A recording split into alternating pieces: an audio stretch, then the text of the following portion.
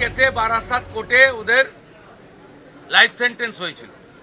তারপরে হাইকোর্টে 16টা পিপি চেঞ্জ করে যেভাবেই হোক প্রপার মনিটরিংয়ের জন্য হয়নি। কামদুনির ভিকটিম পরিবার সুপ্রিম কোর্টে গেছিল। আমরা সুপ্রিম কোর্টে কামদুনির ভিকটির পরিবারকে সরকারি লয়ার দিয়ে সাপোর্ট দেব। এভাবেই কামদুনির পরিবারকে আশ্বস্ত করেছিলেন মুখ্যমন্ত্রী শুভেন্দু অধিকারী। সুপ্রিম কোর্টে কামদুনির নির্যাতিতার পরিবারকে এবার রাজ্য সরকার আইনি লড়াইয়ে সব রকম সহযোগিতা করবে। আগের তৃণমূল সরকারের জমানার মতো এবার আর সুপ্রিম কোর্টে নির্যাতিতার পরিবারের বিরোধিতা করবে না রাজ্য। সেই আশ্বাসে ভর করে বুধবার মুখ্যমন্ত্রীর জনতার দরবারে কামদুনির নির্যাতিতা পরিবার। দুই প্রতিবাদী মৌসুমী কয়াল ও টুম্পা কয়াল সিআইডি তদন্ত ও মামলার গাফিলতির অভিযোগ তুলে মুখ্যমন্ত্রীর দ্বারস্থ। তাদের স্পষ্ট দাবি, এই মামলার ফাইল নতুন করে খোলা হোক এবং তদন্তের নামে যে গাফিলতি হয়েছে তার বিচার করা হোক। মামলা সুপ্রিম কোর্টে বিচারাধীন। রাজ্য সরকারের আইনজীবীরা এখন সহযোগিতা করবে যাতে তাদের আবেদনের সুবিচার হয়। মুখ্যমন্ত্রী হিসেবে বলছি, আইনি লড়াইয়ে যাতে তারা বিচার পান সে ধরনের নির্দেশ স্ট্যান্ডিং কাউন্সিলকে দিয়ে গেলাম। বারাসাত কোর্ট ক্যাপিটাল পানিশমেন্ট দিয়েছিল। আগের সরকার 16টা পিপি বদল করে আসামিদের খালাস করার ব্যবস্থা করেছেন। এবারে যে পরিবার ক্ষতিগ্রস্ত হয়েছেন তারা সুপ্রিম কোর্টে গেছেন। মামলা সুপ্রিম কোর্টে বিচারাধীন। আমি তাদের বলেছি সুপ্রিম কোর্টে রাজ্য সরকারের লয়াররা এখন সহযোগিতা করবে যাতে তারা যে আবেদন করেছেন এই আবেদনের সুবিচার থ্রু সুপ্রিম কোর্ট পান। এই মুহূর্তে এটা রাজ্য সরকার বা রাজ্য পুলিশের হাতে নেই। যে সুপ্রিম কোর্টের আইনি লড়াইতে রাজ্য সরকারের ভূমিকা, যারা ধর্ষণ করে খুন করেছে বারাসাতের ছাত্রীকে, তাদের পক্ষে থাকবে, এটা আমি মুখ্যমন্ত্রী হিসেবে বলে দিয়ে গেলাম। সেই ধরনের অ্যাডভাইস বা ডাইরেকশন আমাদের স্ট্যান্ডিং কাউন্সিলকে অলরেডি দেওয়া হয়েছে।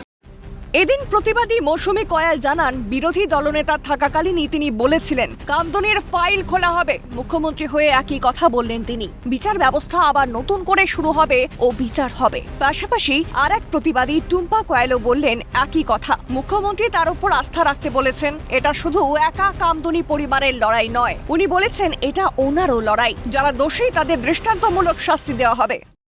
দেখুন, যখন ফার্স্ট টাইম আমাদের মাননীয় মুখ্যমন্ত্রী এখন বিরোধী দলনেতা ছিলেন, উনি বলেছিলেন কামদুনির ফাইল পুনরায় খোলা হবে। আজও উনি বলেছেন কামদুনির ফাইল পুনরায় খোলা হবে এবং আবার বিচার ব্যবস্থা নতুন করে শুরু হবে এবং বিচার হবে।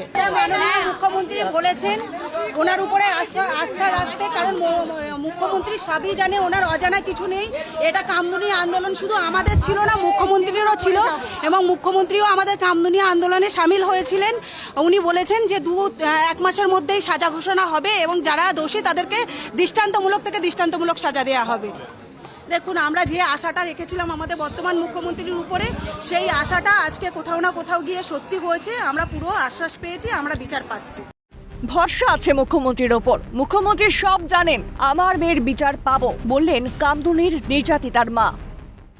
এই একই কথা বলছে আমি তো এতে ছিলাম, আমি কি জানি না এই মার সাথে কি মাসির গল্প হচ্ছে?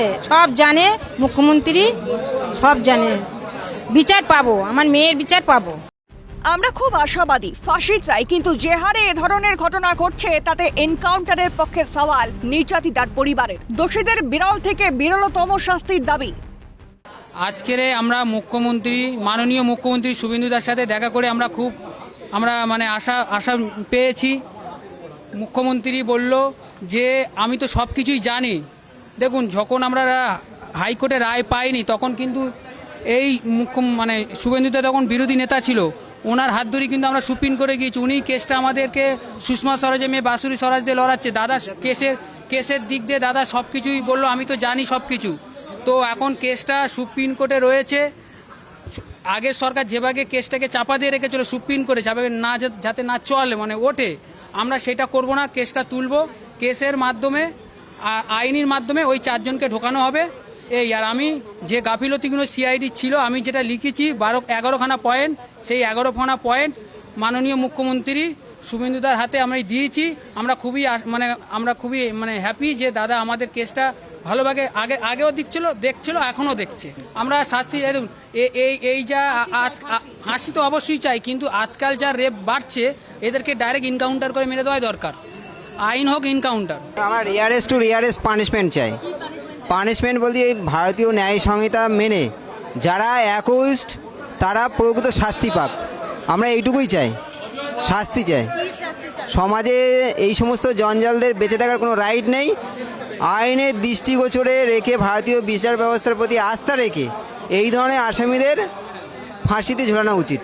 2013 সালে কামদুনি যে কাণ্ড হয়েছিল সেই কামদুনি কাণ্ডের পুনরায় তদন্ত হবে জানালেন কামদুনি কাণ্ডে যারা প্রতিবাদী মুখ এবং কামদুনির নির্যাতিতার পরিবারের সদস্যরা। মুখ্যমন্ত্রীর সঙ্গে কথা বলে আশ্বস্ত হয়েছেন তারা এবং তারা আশা করছেন যে পুনরায় এই ফাইল খুললে আগামী দিনে তদন্ত শুরু হবে এবং যারা দোষী আসল দোষী তারা বিচার পাবে। মুখ্যমন্ত্রীকে অনুরোধ করেছি এই ফাইল খোলা হোক।